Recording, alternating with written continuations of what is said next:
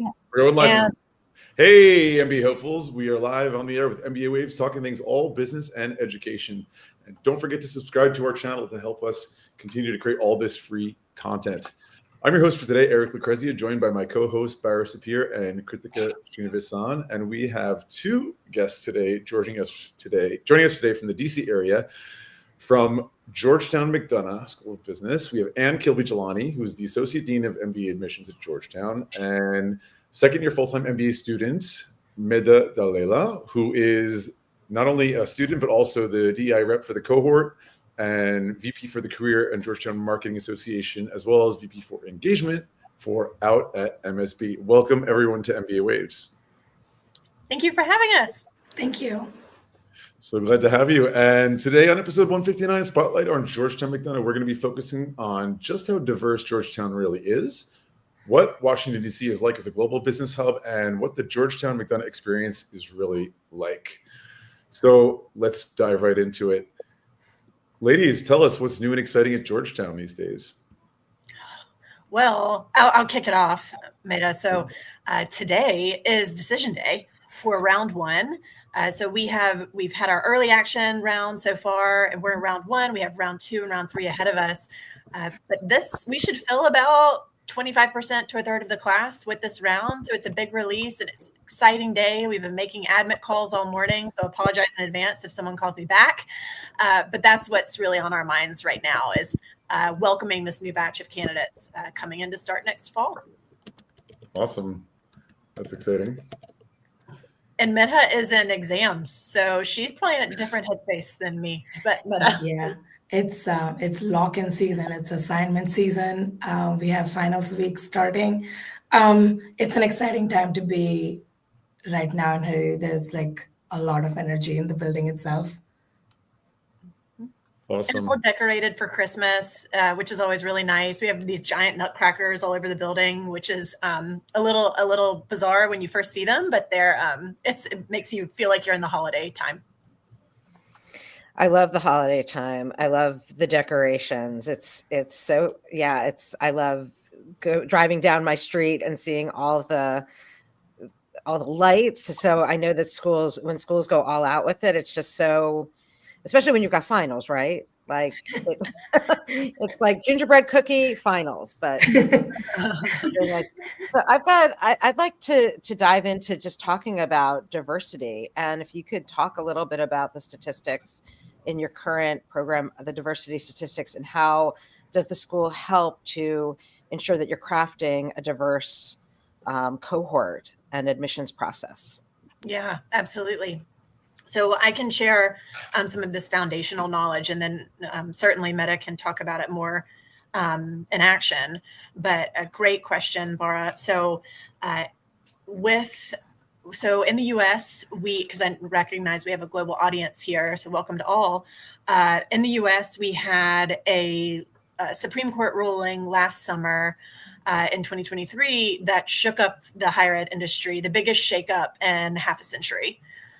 Where it was an affirmative action ruling where the ruling was admissions offices and higher ed have to go race blind, where previously we were able to include race as one of many factors as our decision-making process. So that was, we anticipated that could be an option, but it was still a huge shock to us and a bit disheartening, to be honest. And so we were challenged to take a step back in McDonough admissions for the MBA program and think about diversity from a broader sense. While we've always thought about diversity beyond race and ethnicity, we needed to ensure that we were collecting the appropriate data, having the appropriate considerations to ensure we are crafting a diverse cohort. Because at Georgetown McDonough, we thrive in diversity, and it's something that we want to ensure there's a mutual fit with the candidates. So some of the things that we collect and we consider are first generation college student. We consider socioeconomic status. We've always looked at industry representation and education representation. We want to see no majority on either of those, because Georgetown is not one size fits all. We again, you're going to think I'm being repetitive because I'm going to keep saying it. We thrive in diversity. We, like, the highest industry that's represented is 20%. The highest education major that's represented is 25%. So they're really, it's really broad. We look at military representation, gender, sexual identity, so many different aspects. And then qualitatively, we took a new look at our essays and made sure that they are capturing diversity of thought, diversity of experiences. And lastly, in the interview, that's when we can really have a dialogue about, this is the environment that we have at Georgetown. Is this a good fit for you? And fortunately, the summary is, despite the affirmative action ruling, we were able to maintain our diversity numbers for the incoming class. So we're really proud that these new initiatives paid off. Yeah, it sounds like the way that you describe the different kinds of diversity, that it's not the assumptive diversities, right? So bringing in first generation, socioeconomic, like all the different things that you're talking about really reflect what the world of business is really about ultimately, right? And so it sounds like Georgetown is doing a really good job of creating that real world experience of what folks are going to experience in the real world of business. And I agree, diversity is what makes everything better, right? So, it's wonderful that Georgetown has been able to exemplify that. Thank you, Bara. I appreciate that recognition. I know it's not been easy for business schools, particularly in the States, following that Supreme Court ruling, have been doing their best, like working their butts off to get that diversity. Affirmative action was one channel to make that a little bit easier. And with that gone, hey, look, it's making us have to think more creatively and come up with other solutions. And that's not always such a bad thing either. And it seems like you're achieving it despite that. So that's fantastic. So far, Eric, but we are optimistic. And I have a follow-up question to Medha on this. In terms of how does this diversity show up in action in the MBA community?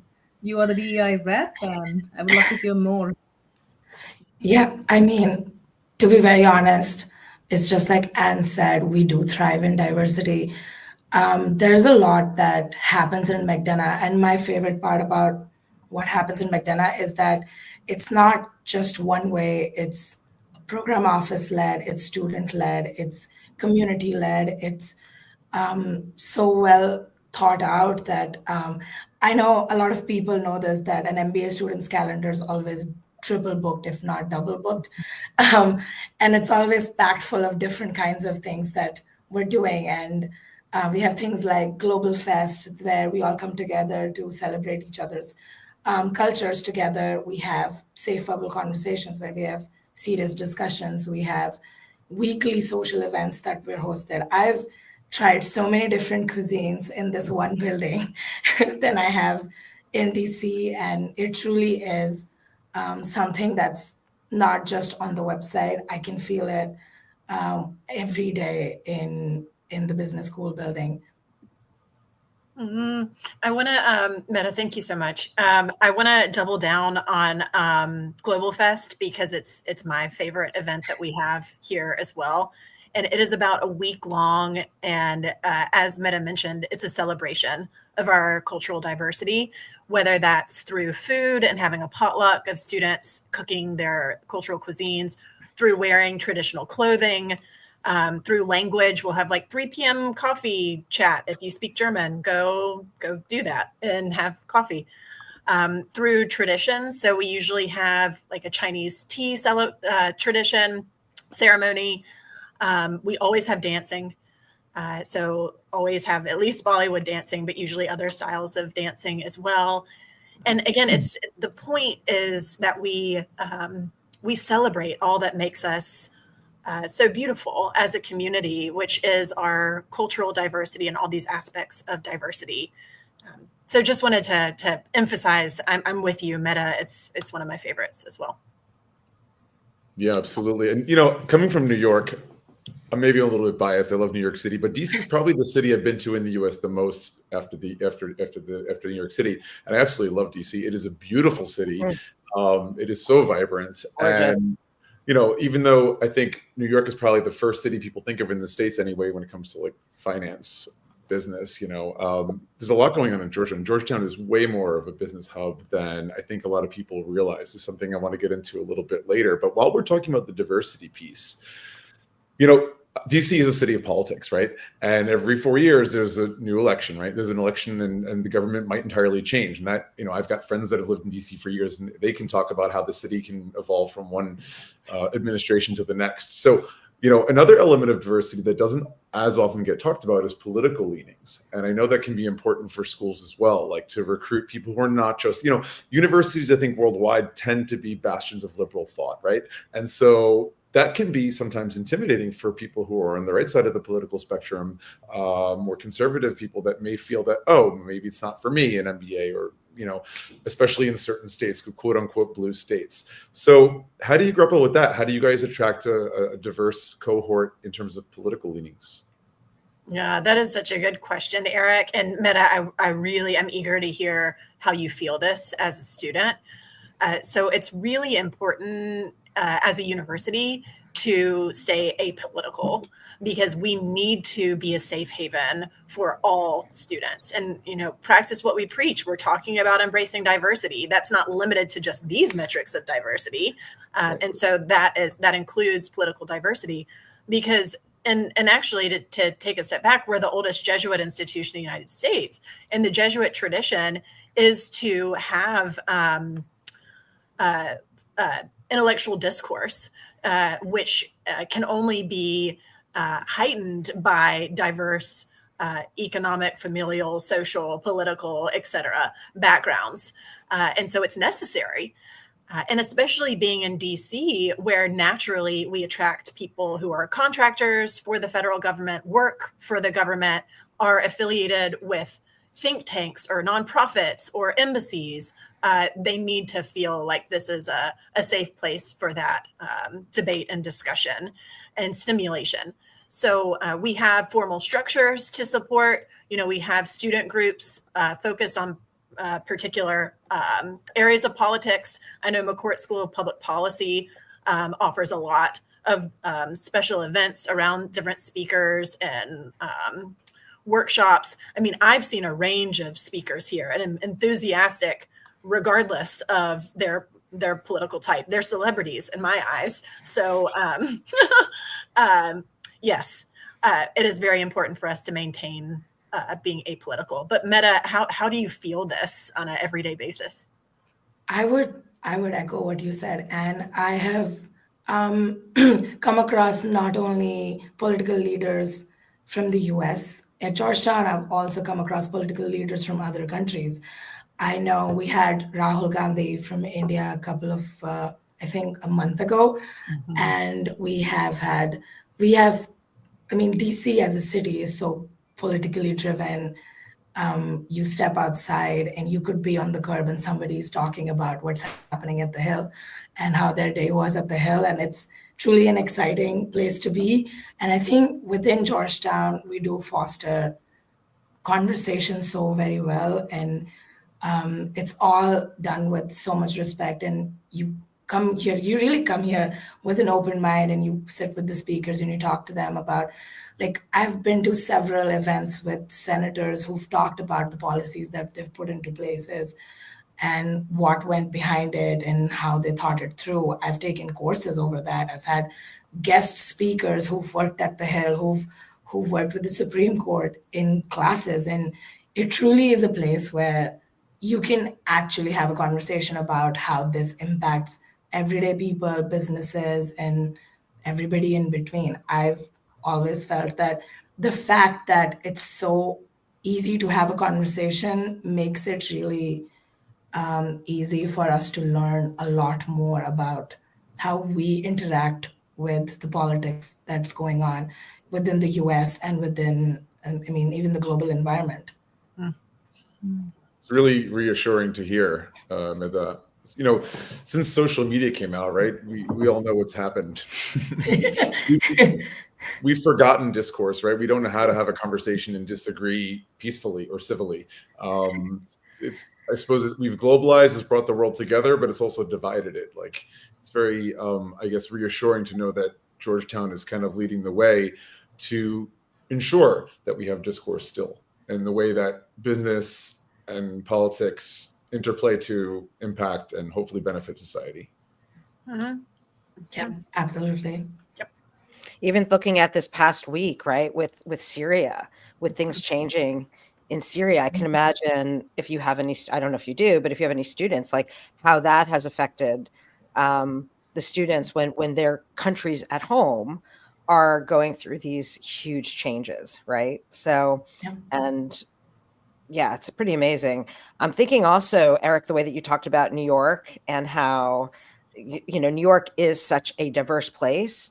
When I think of DC and you come out, I don't know what the railroad station is, but you come out and then all of a sudden it like DC sort of opens up the way that the Golden Gate Bridge opens up. It's one of these iconic places in the United States, but it's also, with all the white buildings, it becomes a canvas, right? For people to kind of create their experience. And so, Medha, when you were talking about the food and how you had all these different cuisines and all the embassies are there, and I've spent time there. A friend of mine owns a restaurant there, and the food is world class. Let's just, like, hands down. I had the best Indian food a couple years ago in DC. But can you talk a little bit, like, if we could go a deeper dive into what does DC offer students? Just to let the people who are listening really understand, being in the U.S. Capitol, how that really impacts their learning. Oh, this is my favorite question. I love DC so much, and I've only been here a while. You talked about embassies. I live, I think, between two embassies, and just to say that out loud is so wild to me that like so many important things happen. I'm just in there cooking Indian food in my kitchen right next door. It is one of the most exciting cities, I would say.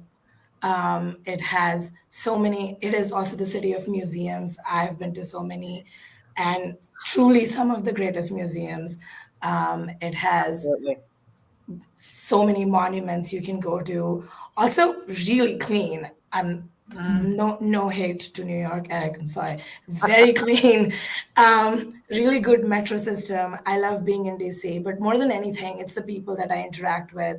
I love that I could just go with my Georgetown buddies down to, say, for example, Tombs, which is the designated Georgetown bar, or I could go down anywhere in DC and just casually have a conversation to somebody who works so deeply into the government. People work at Pentagon, people work at the Hill, and we're just having everyday conversations about what's going on. It's something that people talk about. DC is networking never stops in DC. You could be at Trader Joe's at Safeway and you could bump into someone and really get along to it. And I know everybody in business school talks about networking, and truly DC provides that unique perspective of expanding the horizon of business from just business to how it affects communities and policies, and truly in America, how it brings things together in a more cohesive environment. And I think DC is such an exciting and powerful place to be at. It's like double, right? You've got business leadership and government leadership Yes. in one place. And it's not just US government, but government from all over the world is constantly coming to DC as the place where the thing happens, right? The city where the things happen. Yeah, and it just takes. Go ahead, Bara. Oh, I just didn't know if Anne wanted to highlight more about DC and how it works with the school. Oh, I would love to. Yeah. So just for personal context, I'm from a really small town in North Carolina, so in the southern part of the United States. And after I finished undergrad, I moved to New York for 7 or 8 years, and then went back to North Carolina for a couple of years, and then back to DC, where I've been here for, I don't know, 7 or 8 years as well. So that's my context for my perspective. And there is no city like New York City in the world, arguably. I would argue there's no city like DC in the world. Surprisingly, and I think this is a myth buster for DC, we have the highest number of Fortune 500 companies per capita in DC. It's not New York. And then when you put on top of that, not only the federal government, but the World Bank, the IMF, over 150 embassies, we've become such a technology hub too. A lot of startups have cropped up here. You know, if you think about it strategically, it just makes sense for companies of a certain size to have a presence in DC. But like Amazon's HQ too is in our backyard, and they continue to be the biggest recruiter for our MBA students. So we really benefit from this environment. Our students really benefit from this environment from a recruiting standpoint, unlike, you know, some schools that are located in a college, quote unquote, college town, a more rural area, who have to travel to recruiters. Our recruiters are in our backyard. So the accessibility is key. And then because of the diversity of employers that are in DC, that just gives our students access to a plethora of speakers and alumni as well. So I know we highlight a lot about politics. It's obvious we're the nation's capital, but there is such a big business center here in DC. Like some corporate headquarters, I mentioned Amazon, but Fannie Mae, Capital One, Hilton, Marriott, Nestle, like all their corporate headquarters are here. So if you haven't had the chance to visit DC, I personally love it because I feel like you get all of the benefits that a city affords you, like the culture that Medha was talking about, the museums, the arts, the food, the diversity of activities, but it feels more like a community. It's only about 800,000 people that live in the district. Now, a lot commute in from Virginia and Maryland, but the people who actually live here, there's so much green space, like so much hiking. That's 10 minutes from school. You're just in the middle of the woods.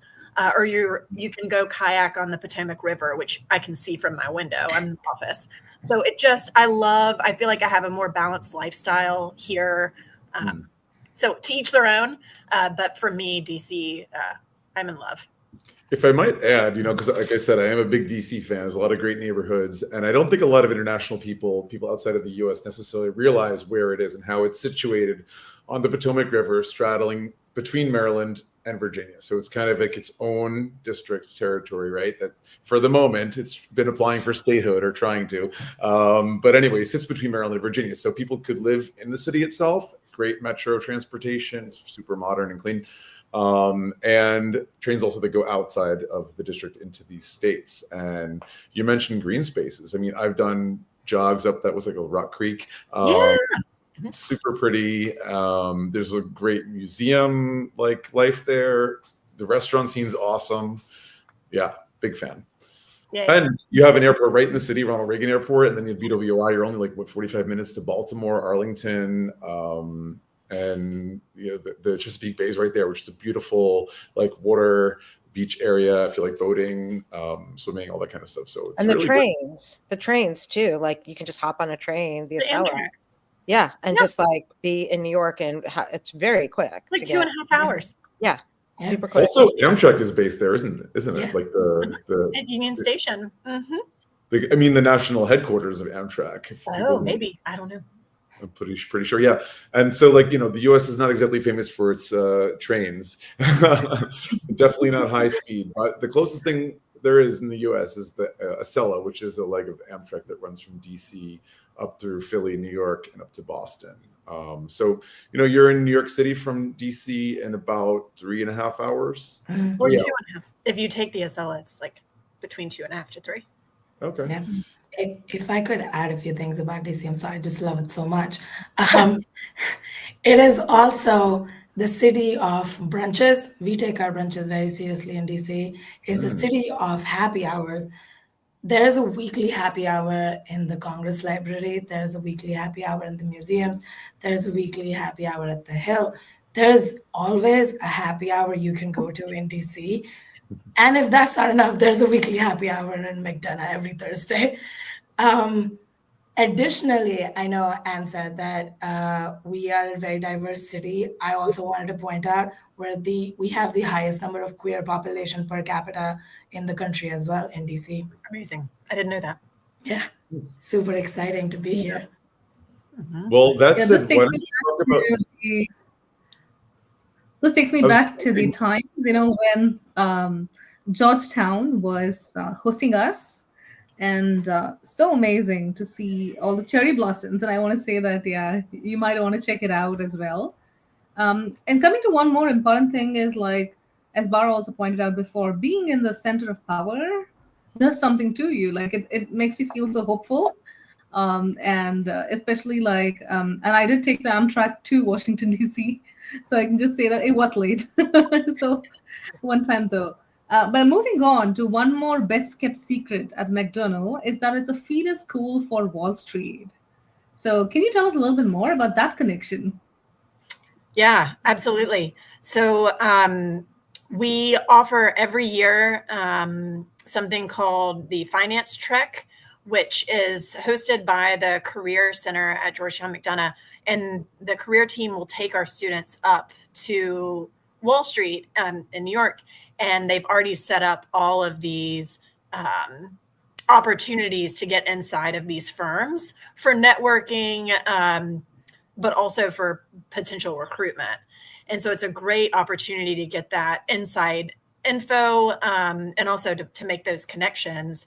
And if you look at our placement stats, our top 3 industries for placement are always financial services, consulting, and technology. Usually number 1 and number 2 bounce back and forth, financial services and consulting. But the woman who leads the vertical of financial services for career recruitment here at Georgetown McDonough, she used to work at NYU Stern and managed the Wall Street recruiting there. But she's a Georgetown alum, so fortunately she came back to us. So yes, we have a great reputation on Wall Street and with our recruitment and our partners there.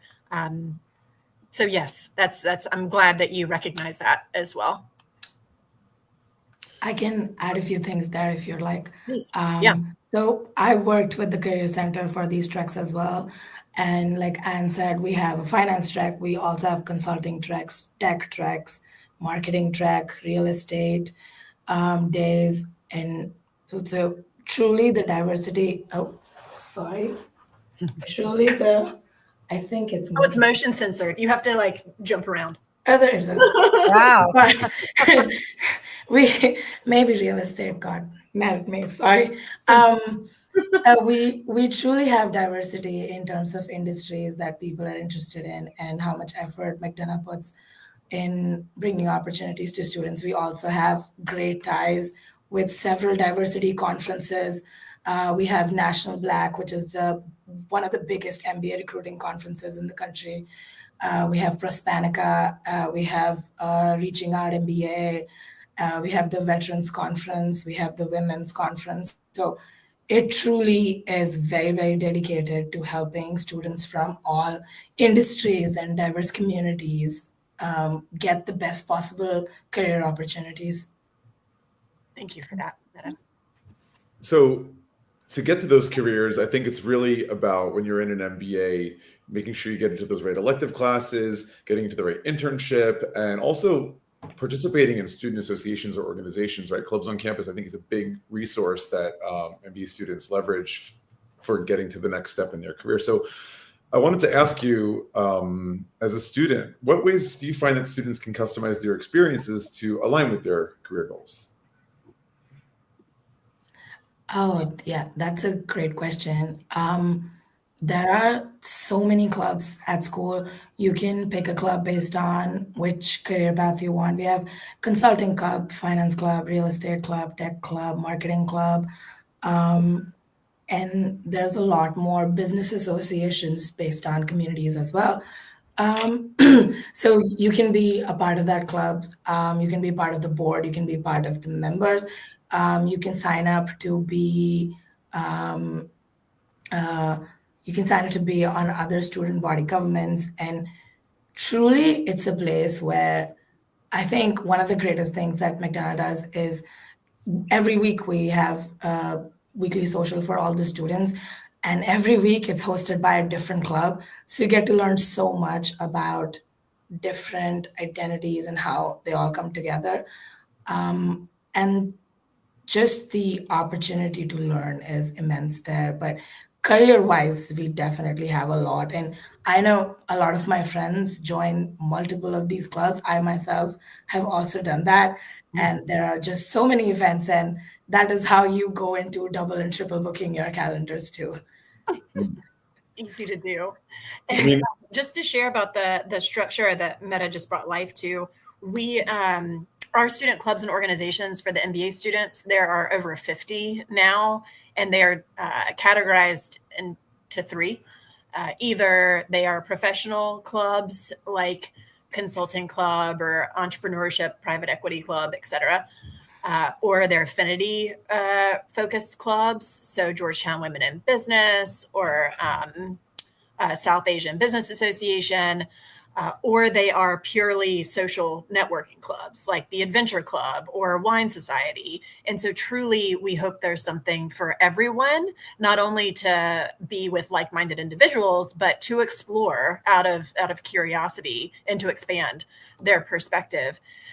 Typically, we see full-time students joining 3 to 7 clubs, but it really depends on if you're going to take up a board position. As Medha mentioned, obviously that's more of a time commitment. But yes, a wonderful opportunity to expand your opportunities and getting to know one another.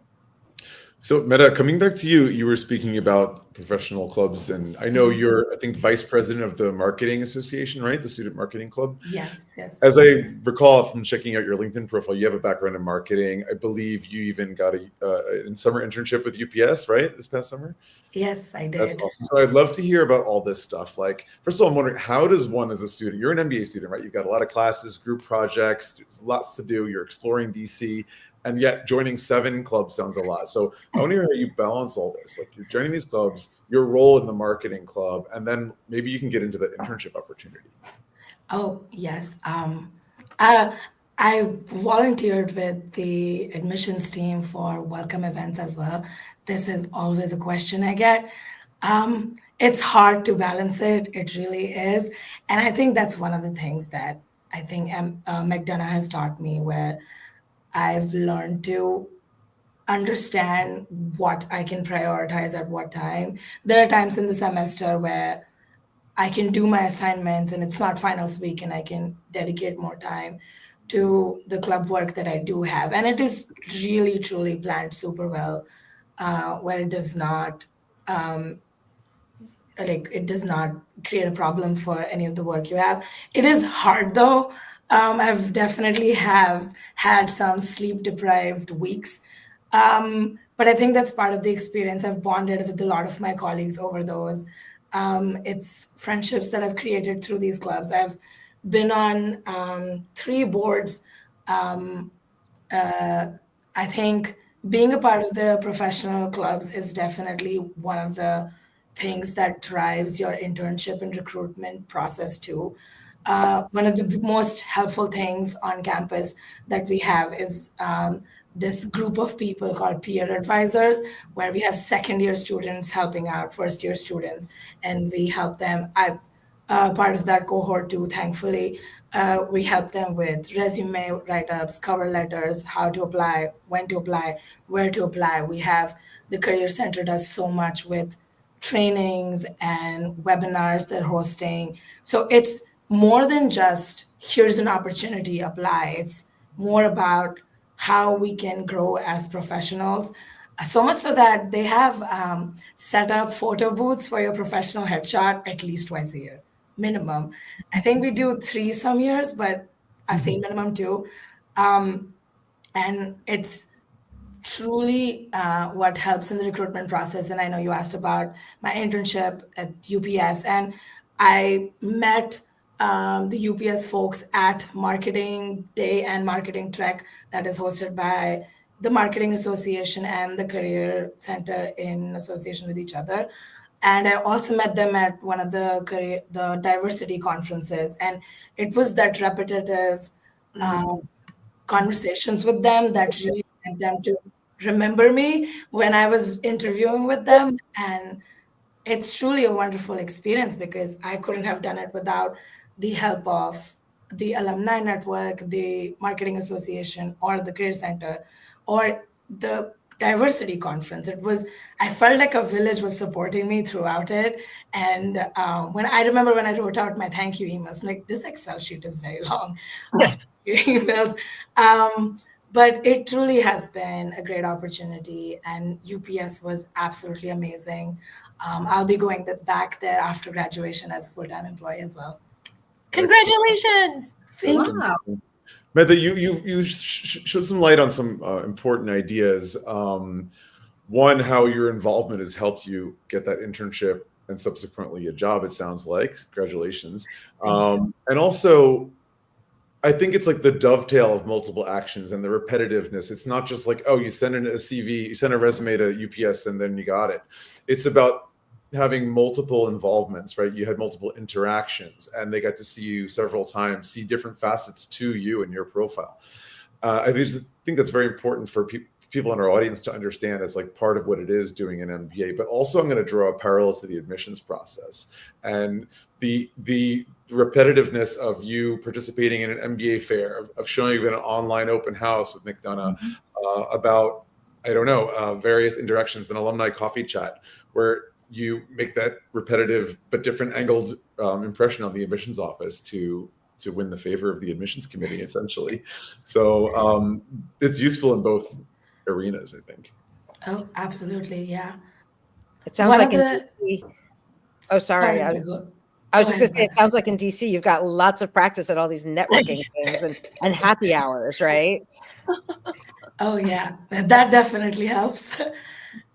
Yeah, I was going to say, absolutely, that's the case. In fact, one of the parallels that I've drawn through my admissions process for McDonough and through the recruitment process at McDonough is that when I was applying for MBA at McDonough, I spoke to at least 3 alumni. And the best thing that I heard, was this phrase called Hoyas helping Hoyas. And I thought, oh, is there something on the website? It's truly not. Hoyas helping Hoyas, I think, is the most homogenous thing about MSB. It is truly the driving force of everything that happens here. And I see that when you recruit once after you join MSB as well, that there's so many people in your community helping you. You have your peers helping you. You have designated ambassadors helping you. You have your professors helping you. I've seen professors, finance professors, for example, tell people, I know interviews are coming up. If you need help with technical terms, reach out to me. I have time. I'll set up office hours for you guys. It's like, it truly is so helpful. And I've had sometimes professors, like, I've been to them, like, I'm sorry, I cannot attend your class. I have an interview. And I've had professors, like, go out of their way to make sure that I did not miss out on anything in class. And just a simple email, like, hey, we're all rooting for you. Good luck for the interview. It means so much. And I do think that one of the things that really convinced me to go for McDonough was definitely Hoyas helping Hoyas. And it truly is a value that everybody in McDonough has. I'm so happy to hear that was your experience, Medha. You and I haven't talked about that, so I'm so pleased to hear it. And, I'll just echo that one of the benefits of reaching out to current students or alumni, really getting to know our community and of course, admissions committee members during the admissions process is it helps you make a more informed decision. Like, are these your people? Is this where you feel like could be your second home? So it really helps with that fit assessment. So obviously the best approach is immersion. If you're able to join us on campus, that's the ideal. But of course, for accessibility, we host plenty of virtual events. And then I hear all the time of candidates reaching out cold calls on LinkedIn to say, I'm considering Georgetown. Can you tell me about your journey there or what led you there? As far as I've heard, our alumni and students have been very receptive because, again, it's this community of giving, of Hoyas helping Hoyas. It's ingrained in who we are. In our founding, our philosophy, our motto at Georgetown is people for others. So fortunately, the people attracted to work, study, learn here, teach here share that value system of a service-mindedness. So we truly are an extremely collaborative environment, and that starts in the admissions process and extends through your alumni time.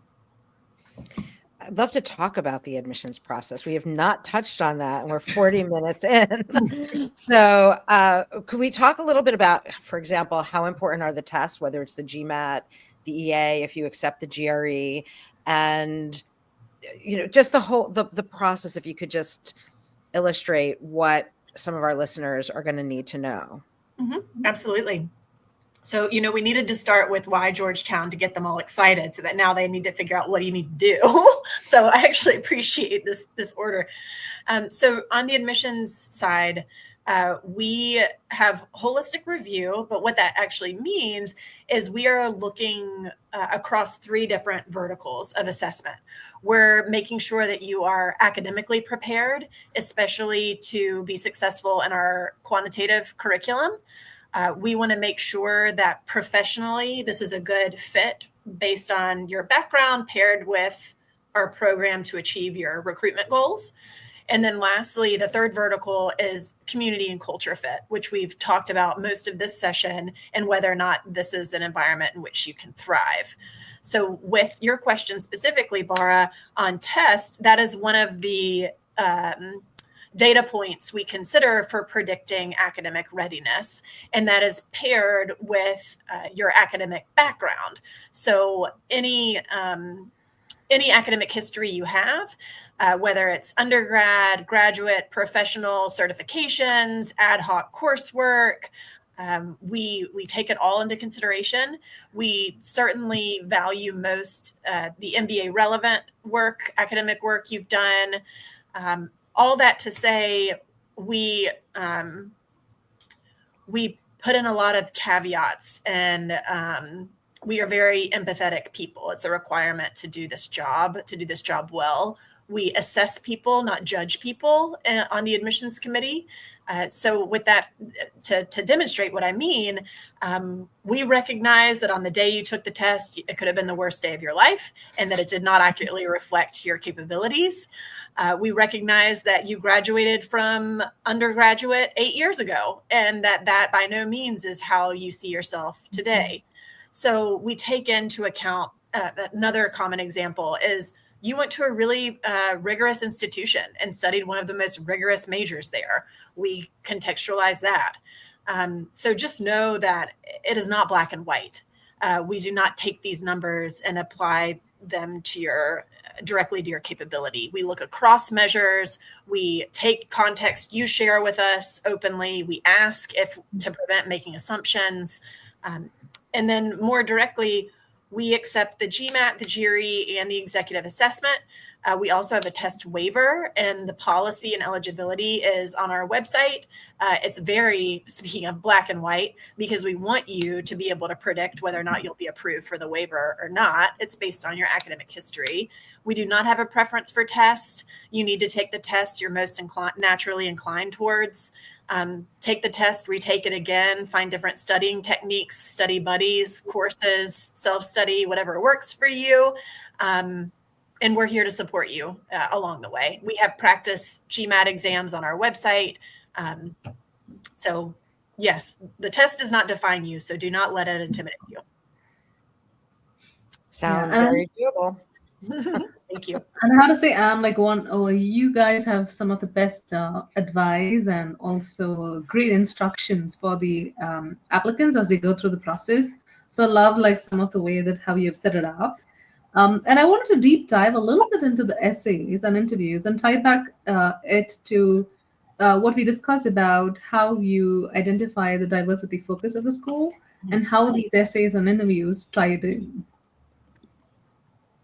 Yeah, absolutely. And I also would love to hear Medha's interview experience and how that informed her admissions process. So we invite candidates to interview that we advance in the process. So not everyone is invited to interview. Our operational process is we read applications first. And if you're deemed at least eligible for admit consideration on paper, then we invite you to an interview to get to know you further. And that interview is in person or Zoom, equal weight. Our interview team is made up of students, admissions committee members, and alumni. So the candidate needs to be prepared to be interviewed by any of those three types of people. It's double blind in that the candidate will not know who's interviewing them until they step into that room. And it's double because the interviewer has only seen the resume. And that is to prevent bias coming in. You don't know that they have a stellar GPA coming in, things like that. And the interview is a behavioral interview.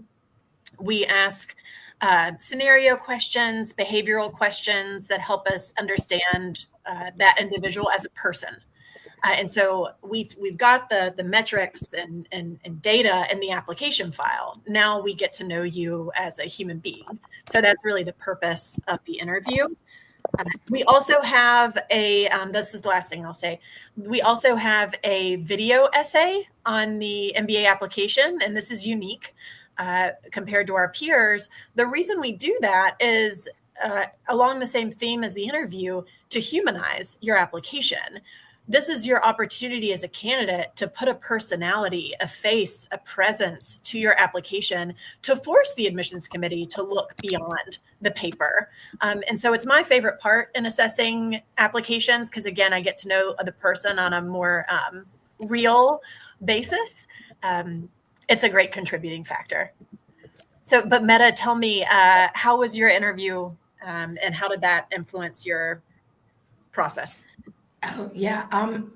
So structurally, it's exactly like you said. I didn't know who was going to interview me. I had plenty of flexibility in picking a time and date that worked for me. And I was giving my interview from India. So that time difference flexibility really helps because I did not want to give an interview at 2 a.m. So I had the opportunity to pick a time and date where I could come back from work, relax, put myself in the right state of mind and give the interview.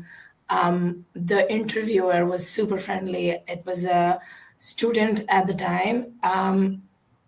And she really was one of the most friendly people. That was very clear. She came in, we had small talk, and then she laid out the structure of the interview very clearly to me, how many questions there's going to be. She told me there's going to be behavioral questions, and then she told me there's going to be a dedicated time at the end where I get to ask questions to her as well. And like Anne said, there were behavioral questions. I would say I know it can be a really intimidating process, and just the fact that my interviewer was so friendly and sweet and nice made it so easy for me to get through the interview and to have an honest conversation.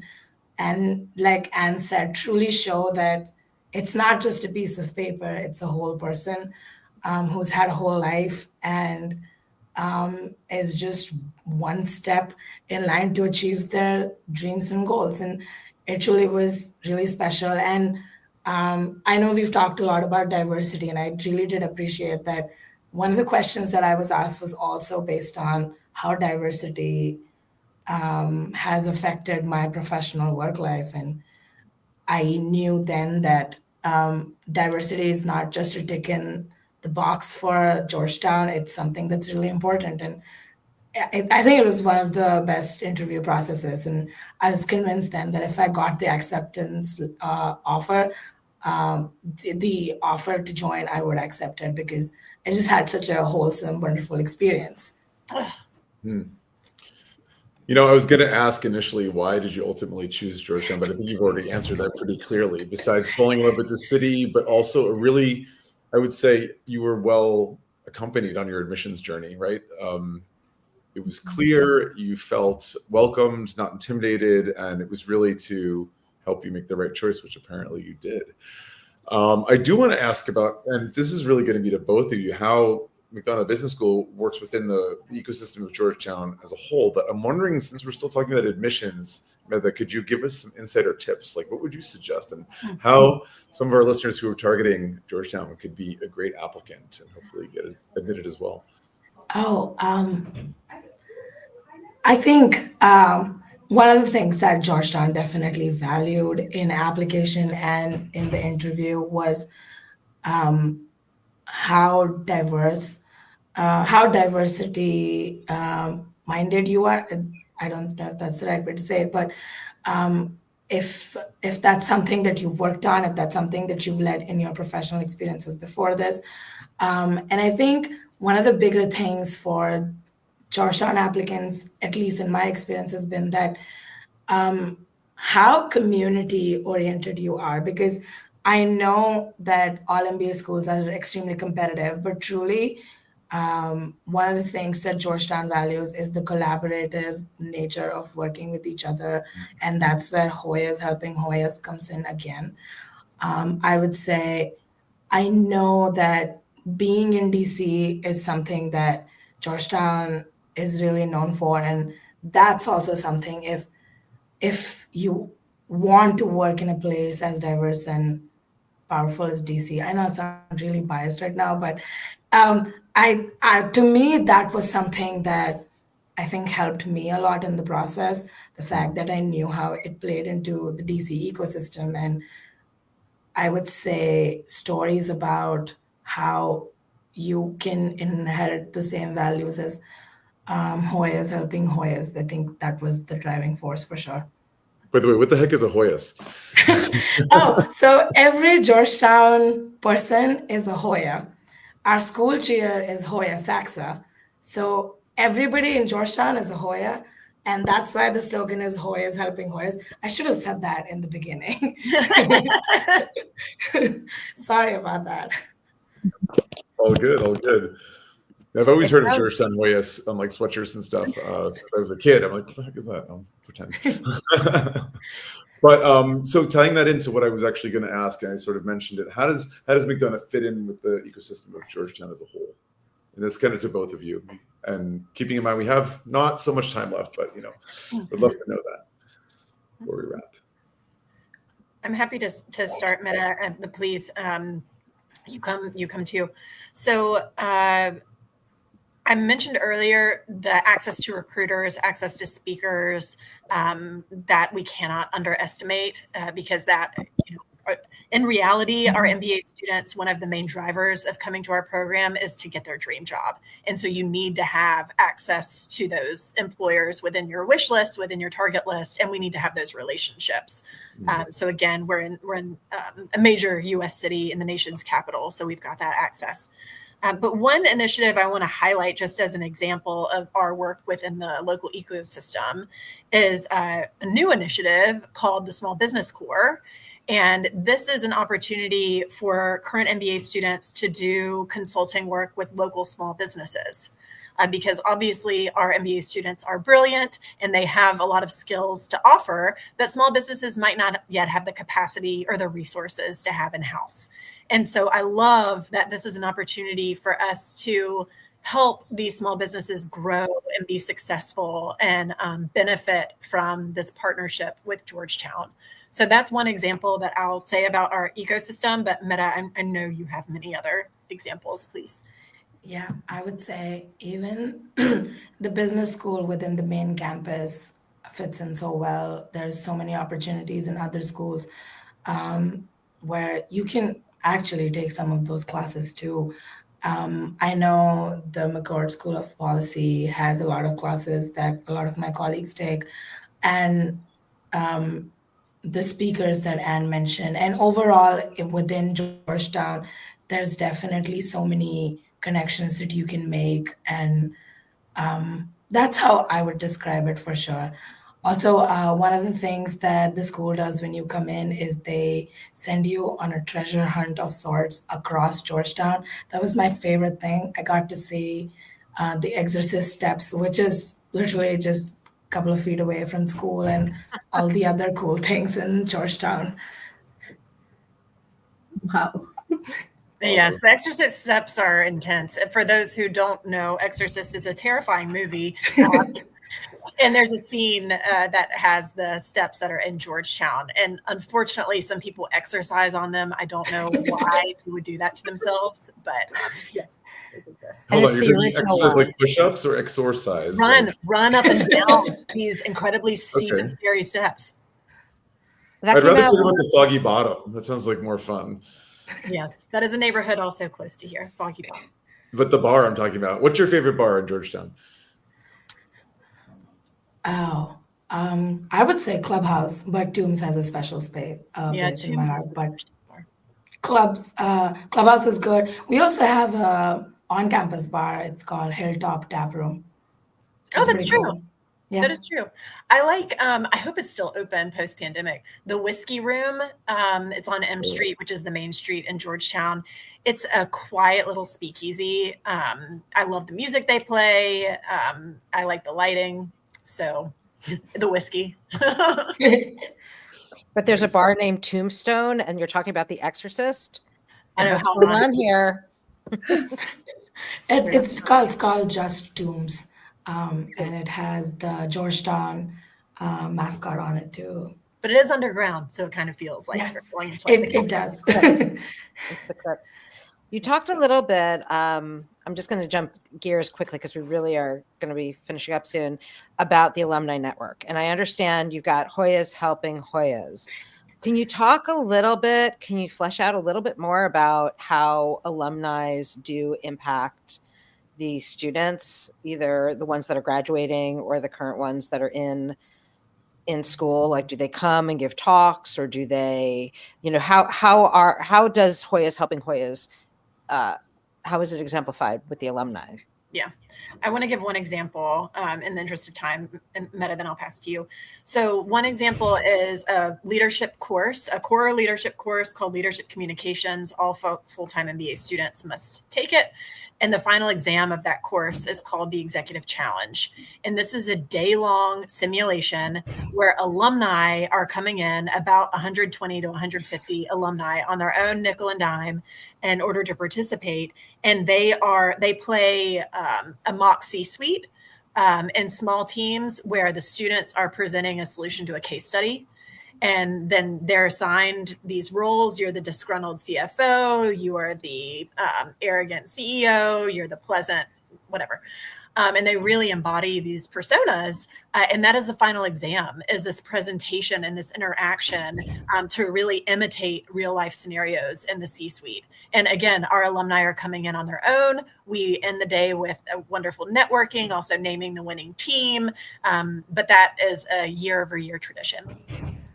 Yeah, I was gonna bring up the same thing, but I was on the winning team last year, so I'm very happy Congratulations! to represent.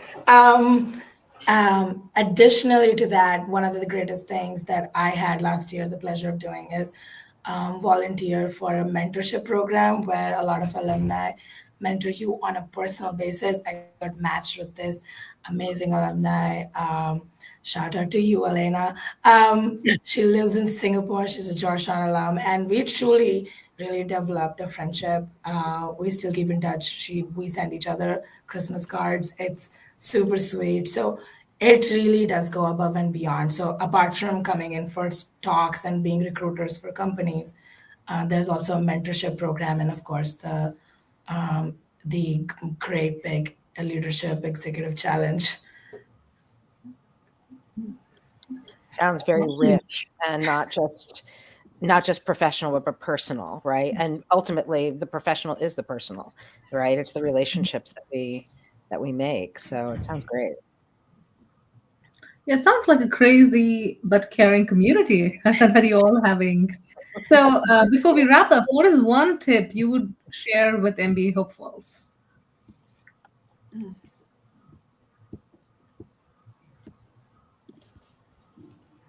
I can go first if you're like Anne. Please, please. I would say be yourself. I know it sounds cliche, but truly be yourself. It's okay.